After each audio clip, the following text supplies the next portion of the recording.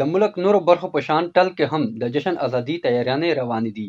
بازارو کې سټالونه لګېدلي دي، کوم کې چې د پاکستان وړې او غټې جنډې، بیجونه، ټوپۍ او دغه شان نوره څیزونه میلاوي شي. په دغو څیزونو پاکستان شنه او سپینه جنډه اچولې شوې ده.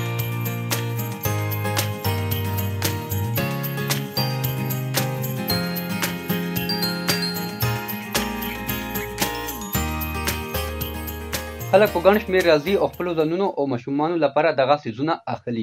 دوکانداران وایي تېره جشن ازادي د کرونا له وجې نه ده منځلې شوې، ولې سرکال د خلکو جذبې ډېرې اوچتې دي او کاروبار مې هم ډېر ښه روان دی. شکر الحمدلله د ملک کې د وطن کې امن روغه بیماري ختمه شله او د کومه افوا ده ختمه شله.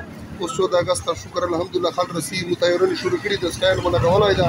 الحمدلله الله په موږ ته یو آزاد ملک راکړی ده او پاکستان ده او مخکې مو 14 اګست روان ده که نه، بس مو ټولو ته پکار دي چې موږ ښې خوشحالۍ ورکې وکړو، دا جشن منو کړو. مو به 14 اګست باندې راوځو، جشن به منو کوو، ښه مزې چرچې به کوو. هغه نه بعد لکه تاسو ته ټولو ته پاتې یاست، مو ته پکار ده چې موږ 5 رکعته 4 رکعته نفل وکړو، شکریا لمونځ وکړو. خلک وایي د ازادۍ ورځ ته لکه اختر خوشحاله یو.